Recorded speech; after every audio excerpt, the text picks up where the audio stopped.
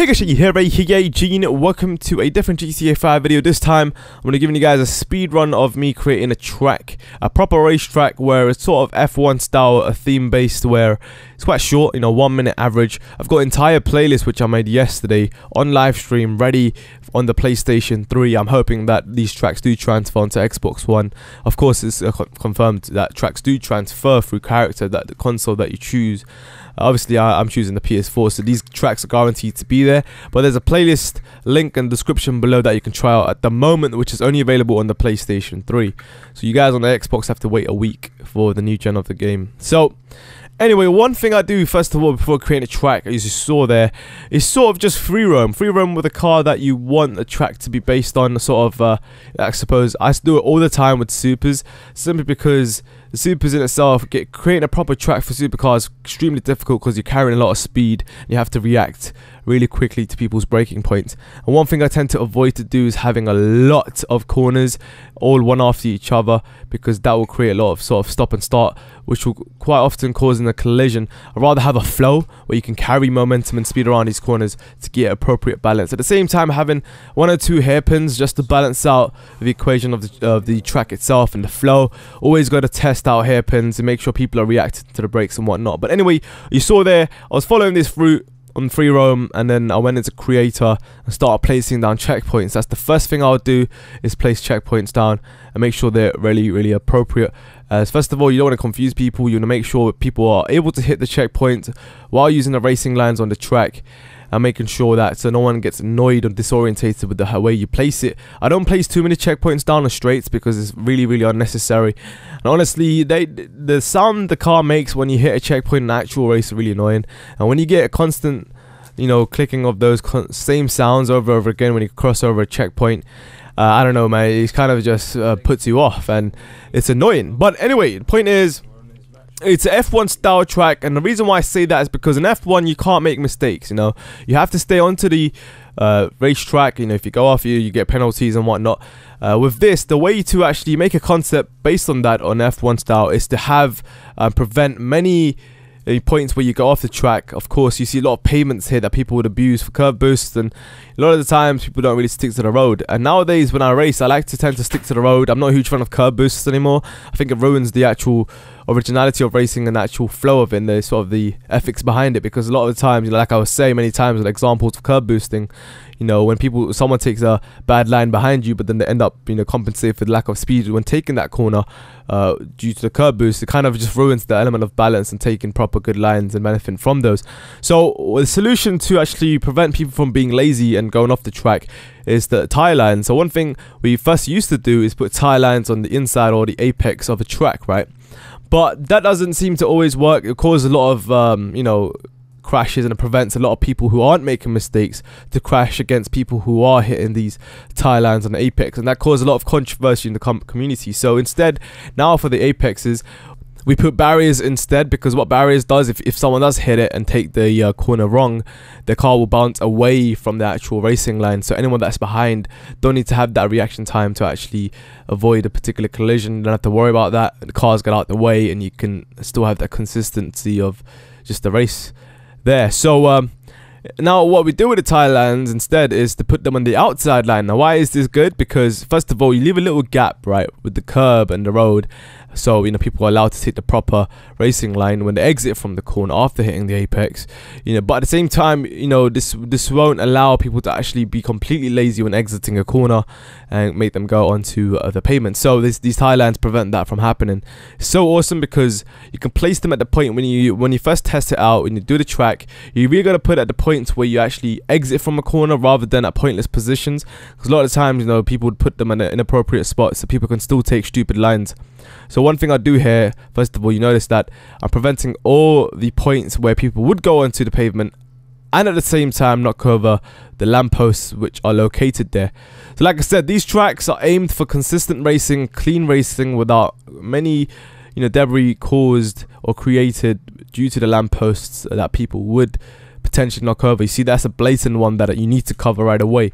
So I did actually create I wanted to make this into a live walkthrough instead of me talking over it, but the initial walkthrough was about half an hour long, and I'm not sure if you guys could actually sit there and watch me talk over that. But let me know anyway if you're interested in that sort of thing, where I talk you through every single step-by-step process, which I was doing initially, but it turned out to be a really long video. Also, I did record the live version of it, but the file corrupted for the video file, so basically I have to do that over a commentary as well, which I'll be doing. But I'll be showing you an example where basically I do it for the first time and see how people respond and react to it.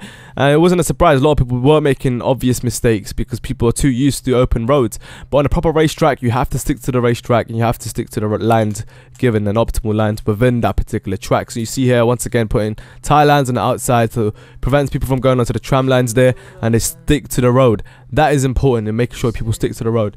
But yeah, guys, we only have 7 days left. Like I said, for those of you in the Xbox patiently waiting for these tracks to be created, they will be available hopefully through job transfer. You can see I'm blocking off all the points where people can actually just take a lazy wide line when exiting from their hairpin. So it's a short track. The reason why it's a short track, first of all, like I said, is F1 style. Most F1 tracks are short. At the same time, it's more or less a thing where you know, if you do create a long ass track, it will require more props. So you're not going to be preventing a lot of these things that are the whole point of these tracks, to stick to the road. So a lot of people would abuse the curbs. A lot of people would go, you know, take like lazy lines to compensate for their mistakes. So even though this is only a minute long track, I ran out of props right away. Of course, like I said, when the new props come in and double the prop limit, this should be perfectly easy to polish off near the end. So the ending of the track is not done. So like I said, you can try this track out, by the way. There's a link for that in the description below.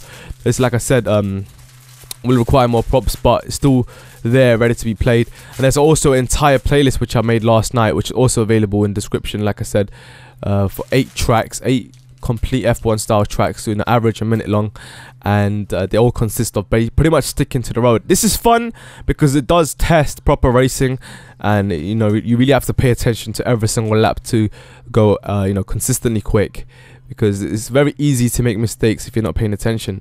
You know, right now GTA, the way it is, if you were to just race in open roads like Rockstar tracks, I'm not a huge fan of, simply because it's just free will. You know, you can literally, there's no mistakes that you can make because there's so much room for you to go on pavement and stuff. There's not many things actually preventing you from doing what you want to do. So if you really want to stick to a proper racetrack, these are the tracks at the moment in my eyes that are most enjoyable to play, simply because of how challenging it is, and it's actually a proper circuit track. So you see here, right off the bat, you can see people couldn't go on a straight properly, and they crash into the barrier, which potentially they would have used the pavement to avoid that. But then again, you really have to pay attention to everything here.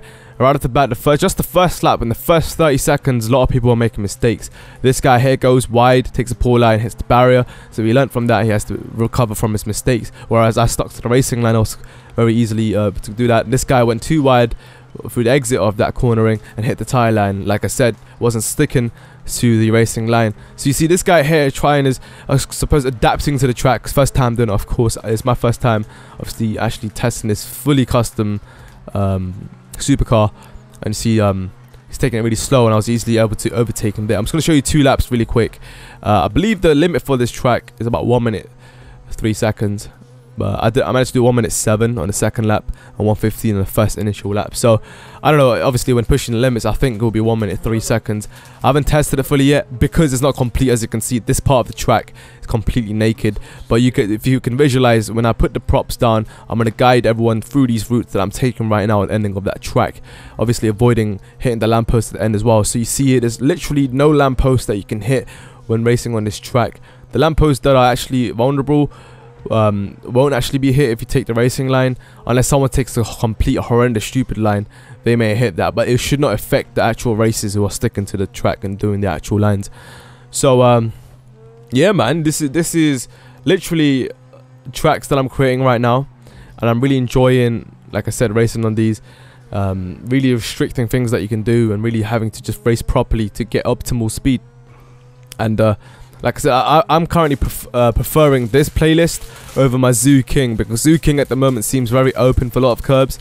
And this only recently I've had a change of preference on my racing style, because honestly, like racing on open roads and whatnot isn't as fun. You know, it doesn't really, I don't know, the mistakes people make, you know, it's not as huge of a consequence that you have to face over these tracks, where if your mistakes literally cannot be made.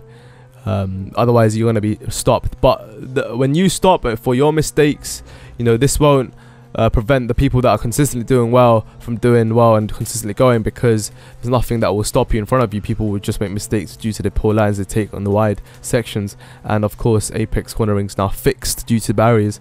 So thanks for watching, guys. Hopefully you guys enjoyed this sort of commentary over the speed run of me creating this track. Literally I just made this right before this commentary. But yeah, let me know, like I said, if you guys want to see live rundowns of the track creations, if you're interested in that.